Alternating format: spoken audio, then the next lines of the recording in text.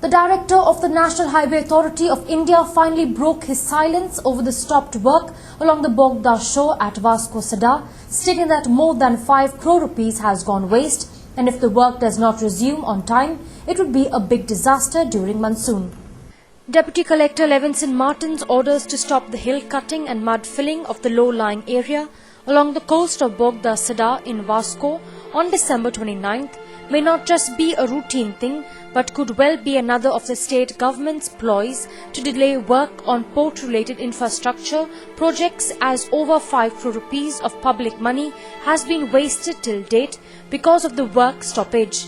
The work of 4-lane road in the Tarivada stretch till Bogda has to be completed before monsoon, otherwise there could be a major landslide, opines the project director of National Highway Project S. Dodamani. It may be recalled that Goa government and Mormugao Port Trust have been at loggerheads on various central government sanctioned projects, including the 4-lane NH17B project from Verna to Sada Junction. Completion of NH17B has attained specific notoriety as a State Assembly passed a private member's bill moved by an opposition member in the face of High Court of Bombay Panjim bench judgment to scrap or stall the project. The sequence of events is as follows. 1970, Vasco Bypass Road proposed by Goa government. 1974, the Goa Daman and Diu Town and Country Planning Act 1974 passed. 1976, the Goa Daman and Diu Town and Country Planning Rules passed. 1981, land acquisition for 4-lane bypass road to MPT, later named NH17B, completed. 1986, Environment Protection Act and rules passed and enforced. 1991, Coastal Regulation Zone Act passed. 1997, physical taking over of land proposed for NH17B takes place. 1997, September 25th, amendment to the Goa Daman and Diu Town and Country Planning Act. 1974 and rules of 1976, Section 17A introduced. 2000, Border Roads Organisation starts building NH17B from Verna to Headland Sada. 2004, work stops after landslide at Tarivada on NH17B site near the present site. 2009, work starts at Destero NCAOR stretch. 2010, SDM Mormugao stops work at site. 2011, public money around 5 crore rupees gone waste because to stop work. Now the major threat to Hindu crematorium, Muslim burial place and Christian cemetery, all located above the said hill cutting site at Tarivado. It may be noted that roads are permitted activities within the Coastal Regulation Zone under CRZ Act 1991 and subsequent notifications, as well as under the Environment Protection Act 1986, say former MPT Chairman Praveen Agarwal. It appears that the Deputy Collector has acted in undue haste without obtaining the correct factual position from the MPT. Obviously, his stop work notice will be struck out if the matter is taken to the court by the MPT.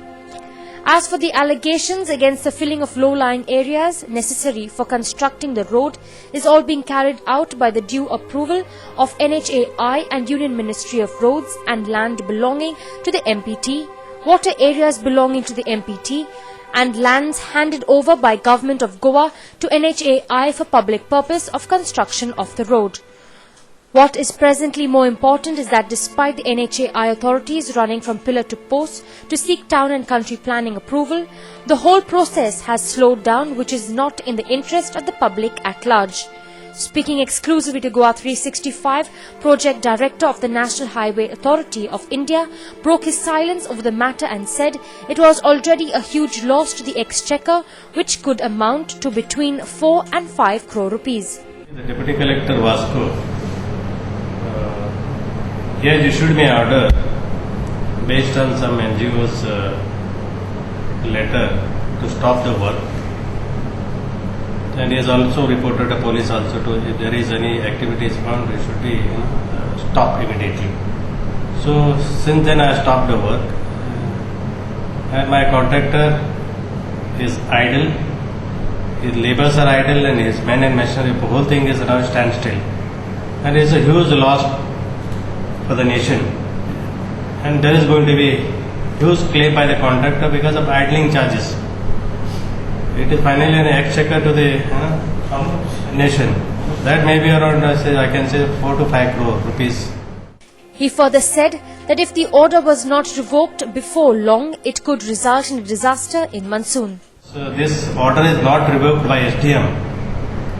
And if I don't complete this project by before monsoon, because we have to retain that slope, but there are so many methods already adopted in our tender. If you don't complete that before monsoon, then there are crematories on top, Hindu, Muslim and Catholic. These are very sensitive if I don't complete before monsoon, and this is it will be a hue and cry if suppose a landslide takes place. So I request this authority, state government authorities to revoke that order.